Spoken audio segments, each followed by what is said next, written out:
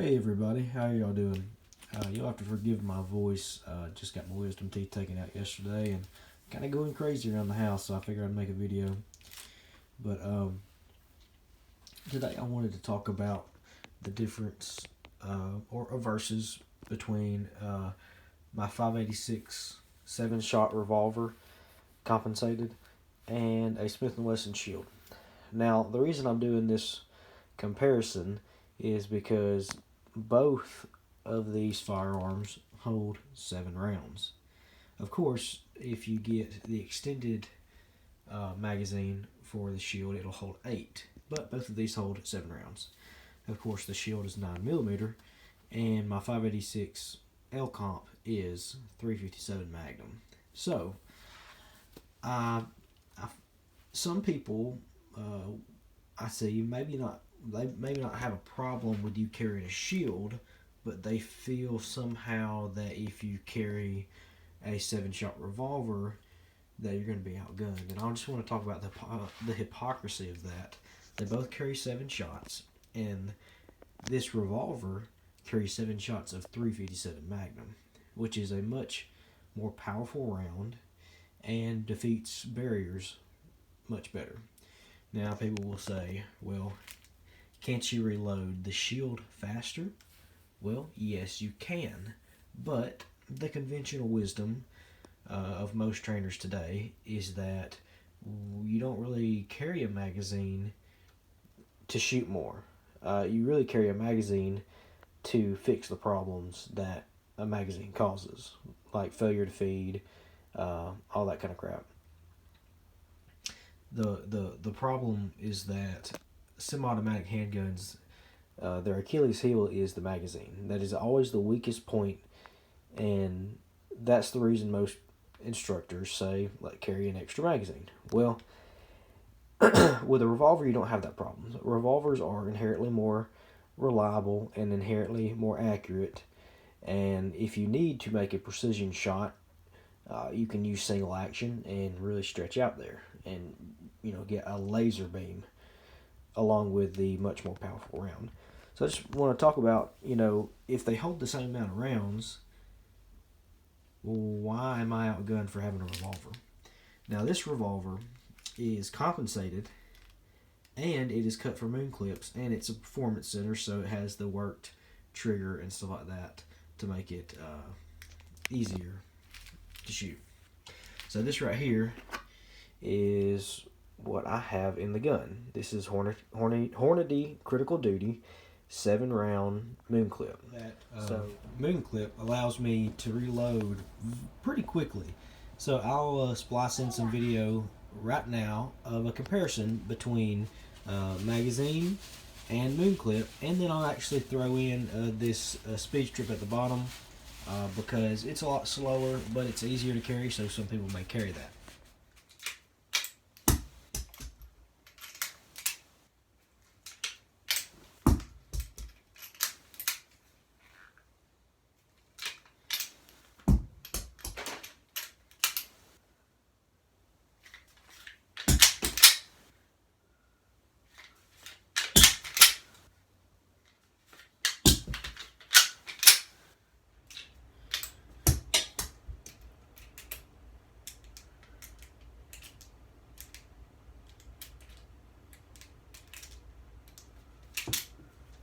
Now, as you can tell, the shield is faster. You have to excuse this, my dog. The shield is much faster reloading. 2 to 3 seconds, just estimated, for the shield to reload, and almost consistently 4 seconds to reload this with moon clips. Now, they both require about the same amount of dexterity, and this is just maybe a second slower. But you get a more powerful round, so you have to equal that out. And you saw at the end, I tried this speed strip. Of course, that is the slowest, and it requires the most amount of dexterity. So if you're comparing this to a magazine, that's a big difference. But the moon clip to the magazine, really not that big a difference. So, but I look at these two things and I say, which one would I rather have in a gunfight? Well, I'd rather have this 5.86 because Of course, they're both Smith and Wessons. They're going to be reliable, but there are some advantages to having a revolver, like contact shooting.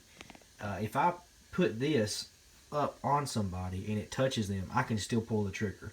The slide will come out of battery, and I could have a failure to fire. Of course, this revolver is inherently more reliable because it doesn't have a magazine. And as long as you're using ammunition that has a really good crimped case, so you won't have bullet, I forget what they call it, but when the bullet comes out because of the recoil, as long as you're carrying something quality like Hornady that has a really good crimped in their bullet that's not going to come out, that's really the main problem I see, is the bullet coming out and then locking up the action on the forcing cone right here. So, quality ammunition, I don't think you're going to have barely any problems with this. This, you could limp wrist it or something like that and cause a problem. You could contact shoot and cause a jam. The other thing is that this is easier to shoot. Now, this is a more powerful round, but this is an all-steel gun, and it's compensated on the top up here. So that really helps with controllability, and it's a huge monster. It's like 40 ounces. This is lighter, and it shoots a less powerful round, but this, I believe, is harder to control, or about the same. So if I can control them about the same, and I get the added feature of being able to contact shoot, the extra reliability, and the ability to single action for longer shots, I'd rather have this. And if it carries the same amount of rounds. So, really, I believe the only thing this has going for it is it's smaller, which could be a good or bad thing, and you can carry a magazine easier than you can carry a moon clip. And it's lighter. So, but that's kind of the pros and cons of each, and I carry this unless I'm at the gym or something. I'll carry this, but this, if I'm carrying a belt, this is going on my belt. I really like the 586L comp, and I'm warming up to revolvers. I've always been kind of a Glock guy, or an M&P 9mm kind of guy, but I'm really liking this revolver, 586L comp, and man, it just looks beautiful. So, but I guess I'm gonna have to get me like a Smith & Wesson hat, because almost every gun I own is a Smith & Wesson now. I've got the AR-15, I got the M&P 15, I got a Shield, I've got 586L comp, and I've got the M&P 2.0 compact with an RMR on it. So I'm just gonna have to get me a hat and a t-shirt and run around singing the praises of Smith & Wesson. But all joking aside, these are both great firearms. I don't think you can go wrong on either one. But I just wanted to talk about you're not outgunned if you have this compared to this. A revolver is still a viable tool, and that's that. All right, y'all have a good day.